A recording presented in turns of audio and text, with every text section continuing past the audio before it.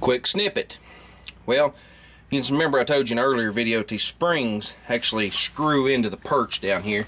So they got that one ear back there, and of course a spring ain't nothing but basically a big screw. It screws in, turns to the right. You got to line up the flat. There's a flat on top of the spring. It faces out toward the camera. And then you got this clamp that goes on, which I've showed you most of this. But anyway, but when you go to put this thing back together, there's two ways of doing it. One, you can put the spring and the lower spring mount in as a unit and fight through the spring coils with a little old wrench and try to tighten them darn bolts up. I don't like that method.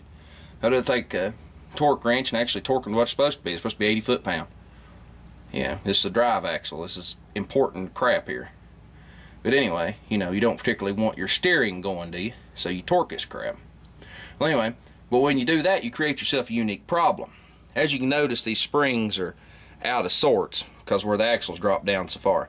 Well, the axles drop down so far because the shocks ain't holding it. The shocks actually hold the axle up. And I know it sounds stupid, but they really do. They hold the axle up.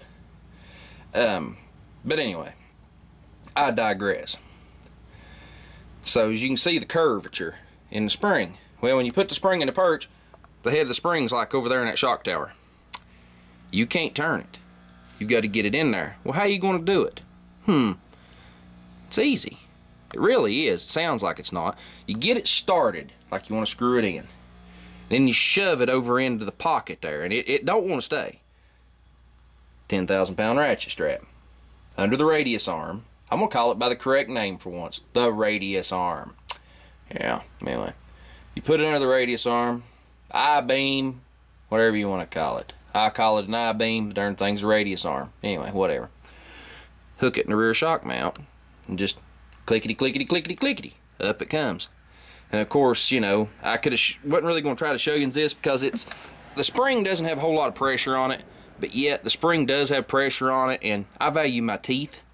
If it did get loose from that lower pocket, which if you keep your hands, both hands on it and watch what you're doing, never take a hand off this spring until you've actually got it seated in the pocket. It's got little divots that it sets in. When it's seated in the pocket and you've got it seated in the pocket and you've got some pressure on it, it cannot come out unless somebody does something like try to move the truck, push on it, shove on it, lean on it, something. Unless it's moved in some way. When it's under pressure, it is not going to move. But, you know, still be leery of it until you get that strap, get the bolts started. Once you get the bolts started, you know, a few threads, that spring can't hurt you. Then you can worry about tightening your bolts down. But anyway, that's a trick to get the spring back in. Or if you're just changing springs on your truck, you know, a lot of people jack these things up and change the springs, which means they come with a kit that moves the radius arms down. This one's got factory drops on it anyhow. This truck's got a factory lift kit on it. Some of them are actually taller up than that. The truck's actually got a 4-inch lift on it from the factory. It's got taller springs, it uses longer shocks, and it uses longer, whatever the hell, frame mounts, whatever you want to call them. But anyway, if you're going to jack up your truck, of course you're going to have to change those mounts. Common sense. Then you're going to have to change these springs. Well, the easiest way to change these springs is to take your shocks loose. You're going to have to replace those anyway. And you've got it supported by the frame. Well, the axle drops down. Well, it leaves the spring sitting in this state here.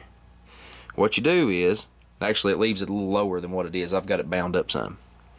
And what you do is you start loosening those bolts right there. You start loosening them and it'll start dropping. Remember, it's in pressure in that pocket. Not much pressure, but it will be. It'll be in a bind.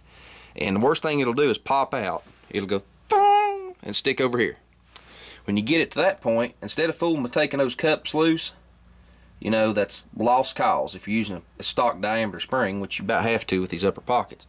You can take a drift and go in on the back side on the end of the spring, on the other side there, and just peck on it. And you can unscrew that spring. When you get the spring out, you know, just put it back in like I told you to.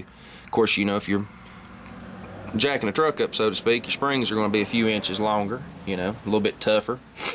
But usually they'll go right back in about the same way. Just, you know, there's not a lot of people are afraid of springs, especially coil springs. There's not a lot of pressure on this. If the shocks are off and the axle's dropped, it's not supported by the axle, mind you. if it's supported by the frame and the shocks are off, there's not a lot of pressure on that. It's not enough to come out and get you. It's enough to get you attention, and if you got your head stuck up in the fender well, it could get you teeth. Keep one hand on it, and you're perfectly safe. It is not a real dangerous operation. When you get it seated in the pocket and you start ratcheting up on it to put some pressure on it, yeah, like I said, if it's jostled, it could be dangerous. So, you know, keep one hand on it and keep it in that pocket. It's got little grooves it like locks in. If you keep your hand on it, it cannot come out unless somebody else is around and causes it to. So just remember that.